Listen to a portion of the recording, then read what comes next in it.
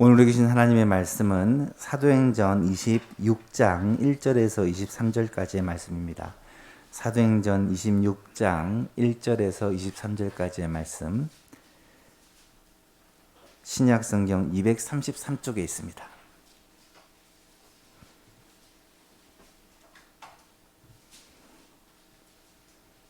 사도행전 26장 1절부터 23절까지 한 절씩 교독하겠습니다.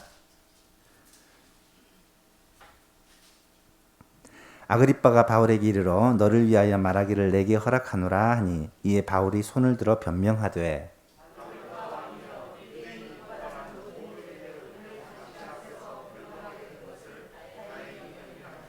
특히 당신이 유대인의 모든 풍속과 문제를 아심이니이다. 그러므로 내 말을 너그러이 들으시기를 바라나이다.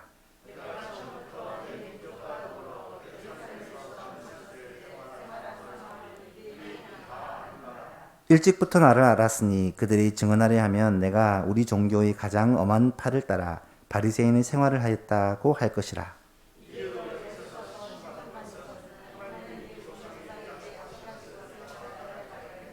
이 약속은 우리 12지파가 밤낮으로 간절히 하나님을 받들어 섬김으로 얻기를 바라는 바인데, 아그리빠 왕이여, 이 소망으로 말미암아 내가 유대인들에게 고소를 당하는 것이니이다.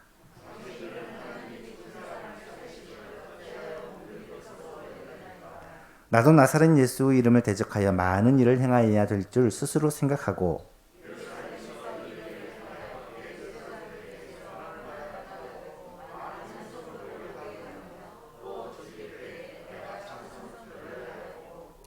또 모든 회당에서 여러 번 형벌하여 강제로 모독하는 말을 하게 하고, 그들에 대하여 심히 격분하여 외국 성에까지 가서 박해하였고,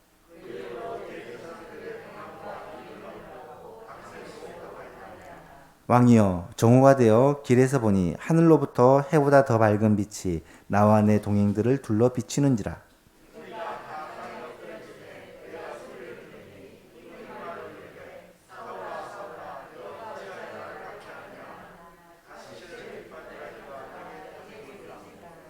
내가 대답하되 주님 누구시니까? 주께서 이르시되 나는 내가 박해하는 예수라.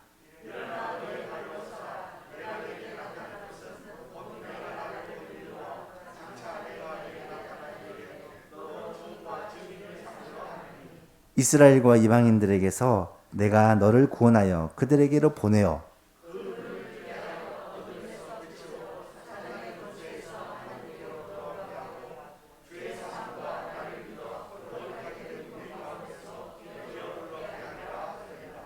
아그리빠 왕이여, 그러므로 하늘에서 보이신 것을 내가 거스르지 아니하고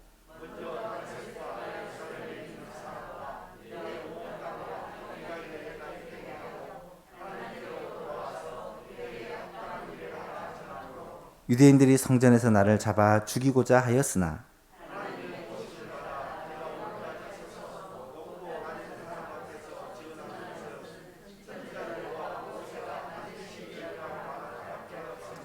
함께 있습니다. 곧 그리스도가 고난을 받으실 것과 죽은 자 가운데서 먼저 다시 살아나사 이스라엘과 이방인들에게 빛을 전하시리라 함이니이다 하니라. 아멘. 바울은 지금 총독 베스도와 또 헤롯 아그리빠 2세가 보는 앞에서 신문을 받고 있습니다. 25장의 내용을 읽어보시면 그 장면을 소개하는데요. 이튿날 아그리빠와 버니게가 크게 위험을 갖추고 와서 천부장들과 시중 높은 사람들과 함께 접견 장소에 들어오고 베스도의 명으로 바울을 데려오니, 베스도가 말하기를 아그리빠 왕과 여기 같이 있는 여러분들이여, 당신들이 보는 이 사람은 유대인의 모든 무리가 크게 외치되 살려두지 못할 사람이라 하여 예루살렘에서와 여기서도 내게 청원하였으나 내가 살피건대 죽일 죄를 범한 일이 없더이다. 그러나 그가 황제에게 상소를 한 거로 보내기를 결정했습니다. 그에 대하여 황제께 확실한 사실을 아뢰을 것이 없으므로, 왜요? 자신이 아는 바가 없지 않습니까? 그래서 신문한 후에 혹시 상소할 자료가 있을까 하여 당신들 앞, 특히 아그리빠 왕 앞에 글을 내세웠습니다. 왜냐하면 아그리빠 왕은 이 지역에서 오래 통치했기 때문에 바울에 대한 내용들을 더 많이 알고 있을 것이다 라고 생각했기 때문에 그렇게 세웠다는 것입니다. 그 이유가 무엇입니까? 죄목도 밝히지 않고 죄수를 상소한다고 로마로 보내는 것은 무리한 일인 줄을 알기 때문에 이 죄목이 무엇인지를 좀 밝히고 보내기 위해서 지금 아그리빠 왕 앞에 세웠습니다 라고 말을 한 것입니다. 여러분, 확실히 베스도는 양심적인 사람입니다. 그는 바울에게 아무 죄가 없다는 사실을 분명히 알고 있었고, 만약에 그것이 죄라면 유대인의 율법에 관한 문제이지 재판을 받아 죽일 만한 죄는 아니라는 것을 분명히 확신하고 있었습니다. 그렇다면 당연히 이 바울을 놓아주어야 하지만 또 그럴 수도 없었다는 거예요. 왜 그러냐면 자신은 이제 이 유대 지역에 온 지 얼마 안 된 신임 총독인데 지금 이 바울을 고발한 사람이 누구냐? 바로 이 유대인 중에 가장 유력한 유대인들의 실권을 쥐고 있는 사내들인 공의회 회원들이었기 때문입니다. 뛰어난 정치가 있던 그는 지금 상황에 이 유대 지도자들과 맞서서 좋을 것이 없다라는 계산을 하고 바울을 로마에 보내면 문제가 해결되는데 막상 보내려고 하니까 죄를 묻지 않고 상소하는 게 너무 우스우니까 지금 그 죄를 밝힌다는 명목으로 헤롯 아그리빠 왕에게 이 바울을 좀 슬쩍 떠넘기려는 마음이 있었던 것 같아요. 그래서 아그리빠가 오늘 본문 1절에 바울에게 묻습니다. 너를 위하여 말하기를 내게 허락하노라. 이제 말 한번 해봐라. 변명해봐라. 라는 말입니다. 이에 바울이 손을 들어 변명을 시작합니다. 먼저 우리는 이 재판장의 분위기에 대해서 조금 이해를 할 필요가 있습니다. 여러분 한번 상상을 해보셔야 됩니다. 바울이 지금 서 있는 곳이 어디냐? 유대 지역의 최고 권력자인 총독 앞에 서 있고요. 또 그 옆에는 이 지역의 실질적인 통치자였던 헤롯 아그리빠 2세가 앉아 있습니다. 버니게라는 여동생과 누나와 함께 앉아 있죠. 베스도의 왼쪽에는 로마의 군대 지휘관인 천부장들이 4명이나 앉아 있고요. 그 뒤로는 예루살렘으로부터 내려온 대제사장과 또 사내들인 공의회 회원 다수가 지금 바울을 고발하여서 다 와서 지켜보고 있습니다. 아마 눈을 이글거리면서 바울을 공격하는 그런 모습이었을 것입니다. 여러분, 그 재판장의 자리가 얼마나 숨이 탁 막히는 자리겠습니까? 이런 두려운 곳에 바울은 손이 묶인 채로 끌려 나와 있습니다. 왜냐하면 이때 바울은 2년 이상 감옥에 갇힌 죄수의 신분이기 때문에 무슨 죄인지도 모르지만 어쨌든 죄수이기 때문에 손이 결박된 채 나와 있고 분명히 얼굴도 처체하고 건강도 좋지 않은 그런 상태였을 것입니다. 게다가 지금 그 재판정의 자리에 바울이 편이 되어 바울을 변호해 줄 사람은 단 한 명도 없습니다. 바울 혼자 대 나머지 전체의 싸움입니다. 여러분, 바울은 그 자리에서 변론을 시작하는데 이 변론이 굉장히 길게 나타납니다. 이 긴 변론의 내용이 굉장히 우리에게 도전을 주는 내용이에요. 오늘은 그 내용들을 간단하게 요약을 해보고 그 의미를 다음 시간에 좀 생각해 보고자 합니다. 첫 번째로 이 변론의 내용이 뭐냐? 유대인의 풍습과 종교 간의 갈등에 대해서 잘 알고 있는 아그리빠 왕 앞에서 변명하게 된 것에 대해 다행으로 여긴다라는 인사로 시작을 합니다. 2절과 3절을 보니까 아그리빠 왕이여, 유대인이 고발하는 모든 일을 오늘 당신 앞에서 변명하게 된 것을 다행히 여기나이다. 왜냐하면 특히 당신이 유대인의 모든 풍속과 또 이 종교에 관련된 문제들을 알기 때문입니다. 그러므로 내 말을 너그러이 들으시기를 바랍니다. 라고 이제 변론을 시작한다는 거예요. 두 번째로, 이 문제는 모든 유대인들이 간절히 기다리던 메시아에 대한 문제라는 것을 분명히 합니다. 4절부터 7절 사이를 보니까 내가 처음부터 내 민족과 더불어 예루살렘에서 젊었을 때 생활한 상황을 유대인들이 다 아는 바라. 여러분, 바울은 젊었을 때 유대에서 유명한 사람이었습니다. 길리기아 다소 출신의 유학생인데 너무 똑똑하고 탁월했기 때문에 이름이 잘 알려졌다는 거예요. 일찍부터 나를 알았으니 그들이 증언하려 하면 내가 우리 종교의 가장 엄한 팔을 따라 바리새인의 생활을 했다고 할 것이다. 바울은 바리새인의 자손으로 바리새인의 삶을 철저하게 살았다는 거예요. 이제도 여기 서서 신문을 받는 것은 하나님이 우리 조상에게 약속하신 것을 바라는 까닭이니 이 약속은 우리 12지파가 밤낮으로 간절히 하나님을 받들어 섬김으로 얻기를 바라는 바인데 아그리빠 왕이여 이 소망으로 말미암아 내가 유대인들에게 고소를 당하는 것입니다. 무엇을 말할까요? 메시아에 관한 것이다. 12지파가 밤낮으로 간절히 하나님의 약속을 기다리는 약속이 무슨 약속입니까? 메시아를 보내시겠다는 약속입니다. 그 메시아에 관한 일 때문에 지금 내가 여기에 서 있다는 것입니다. 세 번째로 유대인들과 자기 사이에 일어난 이 갈등의 근본적인 쟁점이 뭐냐? 그것은 결국 우리가 메시아라고 믿는 이 예수님이 죽었다가 다시 살아난 부활에 관한 것이다 라는 것을 아주 확실히 말하고 있습니다. 8절에 보니까 당신들은 하나님이 죽은 사람을 살리심을 어찌하여 못 믿을 것으로 여기십니까?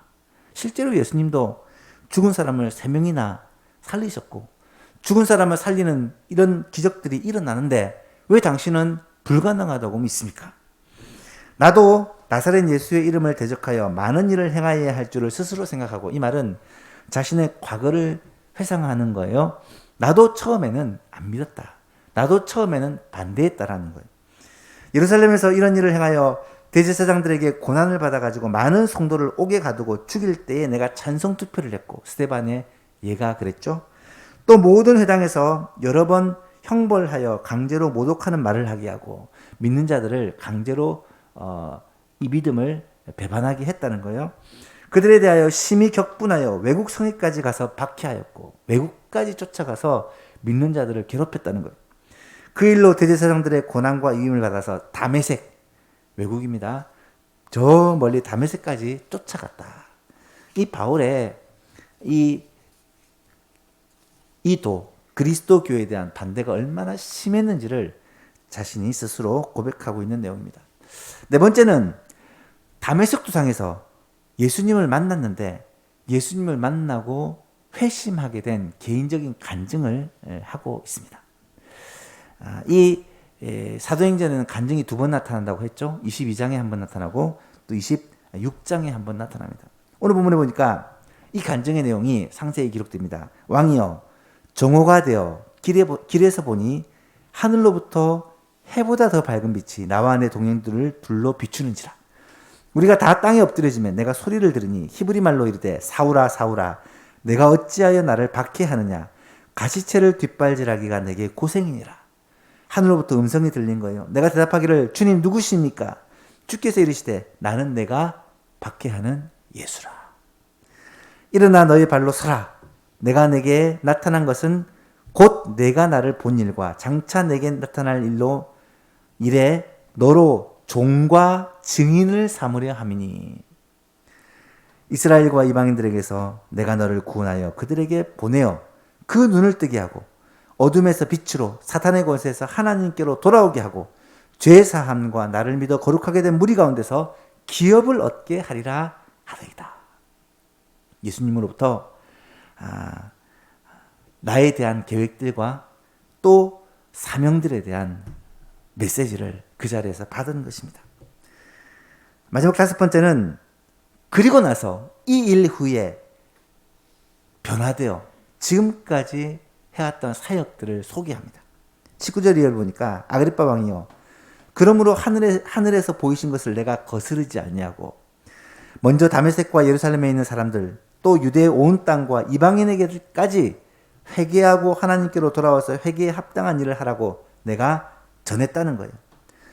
그랬더니 유대인들이 나를 잡아서 죽이고자 했고 하나님의 도우심을 받아 내가 오늘까지 서서 높고 낮은 사람 앞에서 증언하는 것은 선지자들과 모세가 반드시 되리라고 말한 것밖에 없으니 곧 그리스도가 고난을 받으실 것과 죽은 자 가운데서 다시 살아나사 죽은 자 가운데서 먼저 다시 살아나사 이스라엘과 이방인들에게 빛을 전하시리라 함이니이다 하니라. 지금 무슨 말을 하고 있습니까? 22절과 23절 말씀을 보니까 바울이 온 유대와 사마리아와 땅끝까지 만나는 사람들마다 회개하고 하나님께로 돌아오라. 그들에게 힘써 복음을 전했던 그 핵심이 뭐냐? 결국 예수 그리스도, 하나님께서 보내신 메시아인 예수 그리스도가 구약에서 예언하신 대로 죽으실 것과 죽은 자 가운데서 다시 살아나실 것을 내가 전했다라는 거예요. 이것을 전함으로 말미암아 유대인들이 나를 죽이려 한다. 예수 그리스도의 부활을 증거하는 것으로 말미암아 내가 고난을 받는다라는 것을 이야기하고 있어요. 여러분, 바울 사도가 전했던 내용은 분명합니다. 바로 구약과 선지자들이 이야기했던 그 메시아 그리스도가 우리에게 왔고, 그 그리스도가 구약에 약속하신 그대로 우리를 위하여 고난받으시고 죽으셨고, 또 구약에 약속하신 그대로 다시 살아나시는데 그걸 전했다고 나를 죽이려 한다라는 것을 이야기하고 있는 것입니다. 여러분, 바울은 지금 재판정에 서 있습니다. 그리고 그 자리는 앞에서 말씀드렸듯이 굉장히 두렵고 떨리는 자리입니다. 자기 편은 단 한 명도 없고 온통 나의 적들과 둘러싼 그런 전쟁터와 같은 곳입니다. 그곳에서 바울은 무엇이라고 이야기를 합니까? 결국 구약에서 예언한 그 메시아 예수 그리스도가 오셨고, 약속대로 구약에서 예언하신 대로 고난받으시고 죽으셨고, 예언하신 대로 다시 살아나셨다는 것을 담대하게 외치고 있고, 그것을 내가 믿기 때문에 지금 이런 고난을 당하고 있다라고 당당하게 자신의 신앙을 그들에게 증거하는, 전도를 하고 있는 거예요. 여러분, 이런 바울의 모습을 보면서 우리는 자연스럽게 주님의 말씀들을 떠올립니다. 예수님이 한 번은 제자들을 둘씩 짝지어서 파송하시면서 그들에게 주셨던 말씀 가운데 이런 말씀을 하십니다. 보라, 내가 너희를 보냄이 양을 이리 가운데로 보낸 것 같도다. 그러므로 너희는 뱀같이 지혜롭고 비둘기처럼 순결해라. 사람들을 삼가라. 그들이 너희를 공회에 넘겨주겠고, 사내들인 공회를 말하는 거예요. 그들이 회당에서 채식질하리라. 유대인들에 의해 고난을 당할 것을 예언하신 거예요.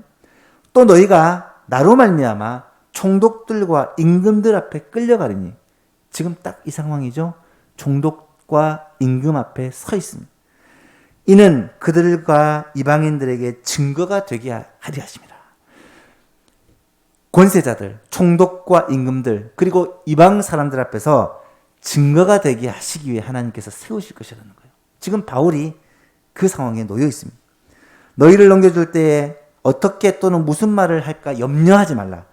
그때 너희에게 할 말을 주시리니 말하는 이는 너희가 아니라 너희 속에서 말씀하시는 곧 하나님의 아버지의 성령이시다. 여러분, 지금 바울이 하는 말이 아니라는 거예요. 바울 안에서 역사하시는 아버지의 성령, 예수 그리스도의 영이 지금 이 말을 하고 있다는 것입니다.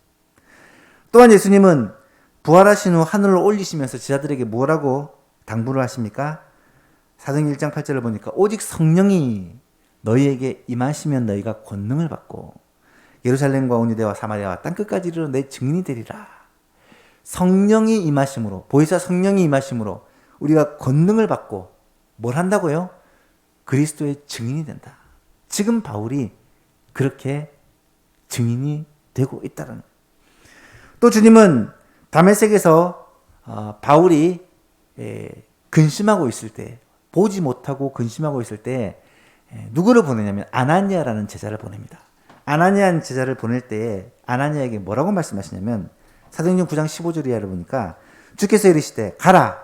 이 사람은 내 이름을 이방인과 임금들과 이스라엘 자손들에게 전하기 위하여 택한 나의 그릇이라.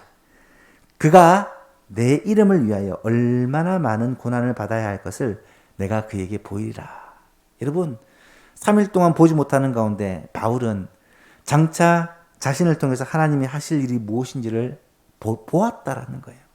나를 통해 이방인과 임금들 앞에서 복음을 전하며 또한 많은 고난을 받게 될 것을 이 바울은 보았다라는 것입니다. 여러분, 바울은요, 자신이 당할 고난을 알고 있었습니다. 얼마나 많은 고난이 자신에게 있어야 하는지를 알았다는 거예요. 자신이 그리스도인을 교회를 엄청나게 핍박했는데 내가 핍박한 것 이상으로 많은 고난을 핍박을 받게 될 것을 알았다는 것입니다. 여러분, 알았으면 좋을까요? 알았으면 더 힘들 것입니다. 분명히 예루살렘에 가면 많은 고난을 받을 것인데 예루살렘으로 가고 있는 자기 자신이 아마 두려웠을 것입니다. 그럼에도 불구하고 그는 지금 이 두려운 자리에 서서 너무나도 담대하게 주님을 증거하고 복음을 증거하고 있는데 이것이 자기 스스로 한 것이 아니라 내 안에 계신 성령께서 하시는 것이다 라고 고백하고 있는 거예요. 사랑하는 성도 여러분, 바울이 3차 전쟁을 마치고 예루살렘을 향하여 돌아오는 길에 마지막으로 에베소 장로들, 자신이 가장 오랫동안 공들여 개척하고 섬겼던 에베소 교회 장로들을 불러 밀레도에서 작별 인사를 하는 장면이 나타납니다. 20장 말씀인데요. 사도행전 20장 말씀 가운데 이런 말씀이 나타납니다. 보라, 이제 나는 성령에 매여 예루살렘으로 가는데 거기서 무슨 일을 당하는지 알지 못하노라. 오직 성령이 각 성에서 내게 증언하여 이르기를 결박과 환난이 나를 기다린다고 하나 나의 달려갈 길과 주 예수께 받은 사명 곧 하나님의 은혜의 복음을 증언하는 일을 마치려 하면은 나의 생명조차 조금도 귀한 것으로 여기지 아니하노라 라고 그들에게 말합니다. 여러분, 이 바울의 마음을 아시겠습니까? 바울이 예루살렘으로 가는 것은 성령에 매여서 가는 거예요. 내가 선택하고 내가 좋아서가 아니라 성령께서 이끄시는 대로 내가 가고 있다는 거예요. 성령께서 말하기를 가면 환난과 결박이 기다린다는 것을 나한테 이미 얘기했습니다. 그럼에도 불구하고 나는 주를 위해서 은혜의 복음을 증거하다가 죽을 것도 각오하고 나의 생명조차 조금도 귀한 것으로 여기지 아니하고 지금 이 길을 걸어가고 있다는 것을 분명히 밝히고 있는 것입니다. 여러분, 바울이 지금 이런 두려운 환경 속에 그런 총독의 한마디면 목숨이 날아갈 수 있는 이런 위험한 위기 상황 가운데 너무나도 담대하게 자신이 만난 예수 그리스도 또 그분 안에서 누리게 되는 죄 사함과 구원과 천국 소망이라는 이 복음의 내용을 담대하게 증거할 수 있었던 이유가 무엇이었냐? 성령께서 이 바울을 붙드시고 이끌으셨기 때문에 성령에 매였기 때문에 가능한 일이다라는 것을 알 수가 있다는 거예요. 지금도 마찬가지입니다. 지금도 우리가 주를 위해 십자가를 지는 그리스도인의 삶을 살 수 있는 이유가 무엇이냐? 이것은 내 의지와 내 열심과 내 결심으로 하는 게 아니라 성령님의 충만하심, 성령님의 이끄심을 따라 살 때 그렇게 그리스도의 제자의 삶을 살아갈 수 있다는 거예요. 베드로를 보면 그것을 너무나도 확실히 깨달을 수 있습니다. 여러분, 베드로가 어떤 사람입니까? 베드로는 예수님의 12제자 가운데 수제자라고 불리는 사람입니다. 예수님으로부터 3년 동안 특별한 사랑과 섬김과 가르침을 받았던 자입니다. 그는 예수님을 배반할 사람이 아니었습니다. 누구보다도 열정이 있고 또 뚝심이 있는 사람이 베드로입니다. 밤새도록 그물질하는 사람이었어요. 그런데 예수님이 제자들과 함께 마지막 유월절 식사를 마치고 함께 감난산 겟세마네 동산으로 올라가는 길에 제자들에게 안타까운 마음으로 이런 말씀을 하십니다. 마가복음 14장에 보니까 예수께서 제자들에게 이르시되 너희가 다 나를 버리리라. 이는 기록된 바 내가 목자를 치리니 양들이 흩어지리라 하였음이니라. 그러나 내가 살아난 후에 너희보다 먼저 갈릴리로 가리니. 죽으심과 부활을 말하는 것이죠. 그때 베드로가 여짜오되 다 버릴지라도 나는 그리 아니하겠습니다. 딴 제자는 11명은 다, 그때는 이제 가룟 유다 없으니까 10명은 다 주를 버려도 나는 안 버리겠습니다. 예수께서 이르시되 내가 진실로 내게 이르노니 오늘 이 밤 닭이 2번 울기 전에 내가 3번 나를 부인하리라. 그때 베드로가 힘있게 말하되 내가 주와 함께 죽을지언정 주를 부인하지는 않겠습니다 하고 모든 제자도 그와 같이 얘기했다라고 기록을 합니다. 여러분, 이때 베드로의 마음이 진심이었을까요? 허풍이었을까요? 분명히 진심이었을 것입니다. 베드로는 주를 위해 죽을 각오를 분명히 하고 있었을 것입니다. 그런데 그런 그가 어떻게 되었는지 아시죠? 몇 시간이 지나지 않았을 때예요. 이때가 한밤중인데 새벽에 몇 시간 지난 후에 세상에 베드로는 여종의 질문에 또 사람들의 질문에 나는 예수님 모른다. 저 사람하고는 아무 상관없다. 심지어 맹세하고 저주까지 하면서 예수님을 부인합니다. 여러분, 어떻게 이런 일이 일어날 수가 있겠습니까? 우리의 결심이, 우리의 의지가, 우리의 노력이 얼마나 연약한지 모릅니다. 깨어있으려고 하지만 육신이 연약합니다. 성령으로 충만하지 않으면 우리의 힘으로는 할 수 없다는 것을 이 베드로를 보면 분명히 우리가 알 수 있다는 거예요. 그래서 그리스도를 따르는 제자의 삶에 대해 주님은 무엇이라고 가르치셨습니까?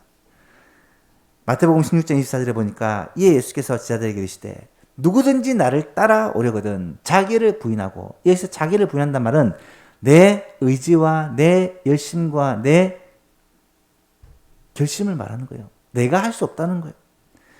자기를 부인하고 자기 십자가를 지고 나를 따를 것이다. 자기 십자가를 진다는 말은 무슨 말일까? 갈라디아서 2장 20절에서 바울은 이것을 이렇게 설명합니다. 내가 그리스도와 함께 십자가에 못 박혔나니 그런즉 이제는 내가 사는 것이 아니요 오직 내 안에 그리스도께서 사시는 것이라. 이제 내가 육체 가운데 사는 것은 나를 사랑하사 나를 위하여 자기 자신을 버리신 하나님의 아들을 믿는 믿음 안에서 사는 것이다. 사랑하는 예수님의 여러분, 우리가 지금 고난주간을 보내고 있습니다. 고난주간은 주님이 받으신 고난에 대해 깊이 생각하는, 묵상하는 그런 기간입니다. 하지만 동시에 우리를 위하여 그 사랑을 베푸신 예수님의 우리를 위하여 그 고난을 마다하지 않으시고 고난과 죽음의 길 십자가의 길을 걸어가신 예수님의 그 마음을 묵상하는 시간이기도 합니다. 여러분, 예수님의 십자가 사건은 어떤 사건입니까? 주와 함께 내가 십자가에 달려 죽은 사건이라는 거예요. 무슨 말인지 아시겠습니까? 예수님이 나를 위해 십자가를 지신 이 사건은 내가 주와 함께 십자가에 달려 죽은 사건이라는 거예요. 나의 자아가, 나 자신이 주님과 함께 십자가에서 죽었다가 주님과 함께 부활에 동참한 사건이 바로 예수 그리스도의 십자가와 부활이라는 거예요. 따라서 이제 내가 이 땅 가운데 살아가는 삶은 더 이상 내가 살아가는 삶이 아니라는 것입니다. 죽으시고 부활하시고 지금도 성령으로 우리 안에 거하여 계신 예수 그리스도께서, 그분의 영이신 성령님께서 우리 안에 계시고 우리와 함께 계심으로 그분이 나를 대신하여 사는 삶. 그래서 그리스도께서, 내 안에 그리스도께서 사시는 것이다 라고 표현한 것이죠.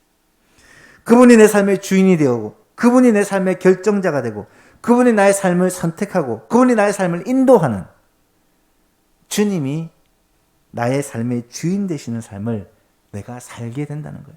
그것이 십자가의 삶이요, 그것이 그리스도의 제자의 삶이라는 것입니다.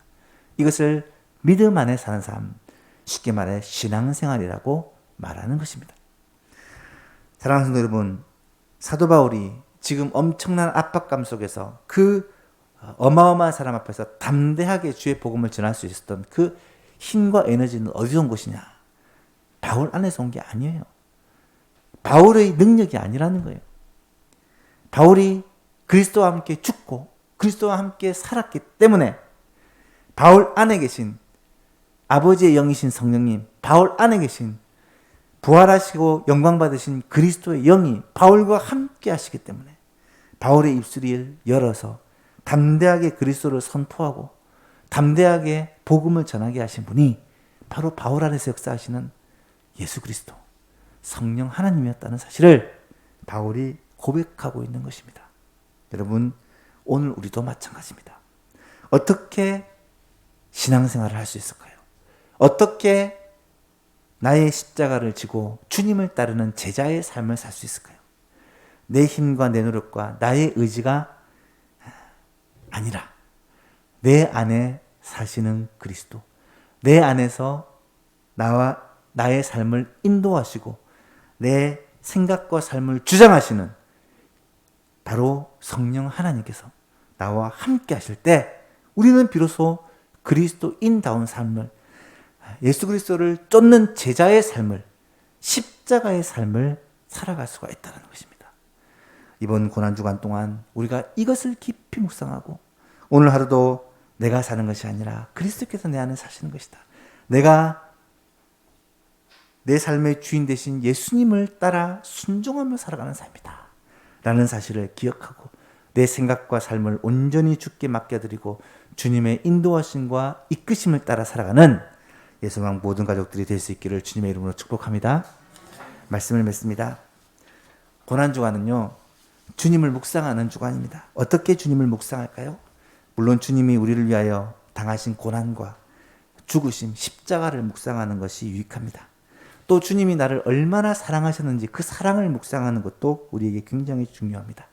하지만 내 안에 지금 주님이 살아계시고 역사하고 계시기 때문에 이제 내가 다른 사람들에게, 만나는 사람들에게, 나를 핍박하는 사람들에게, 나에게 압박하는 사람들에게 바로 내 안에 계신 그리스도를 증거하는 것은 고난주간과 부활주의를 정말로 의미 있게 보내는 최고의 길이 아닐까.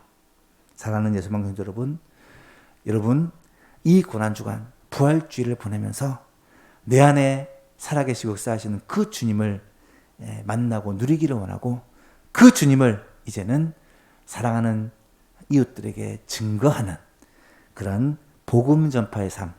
오늘 바울 사도가 그 자리에서 이런 복음을 전했듯이 우리도 어떤 상황과 어떤 환경에서도 주의 복음을 전하는 그런 그리스도인이 될 수 있기를 우리 주 예수 그리스도 이름으로 축복합니다.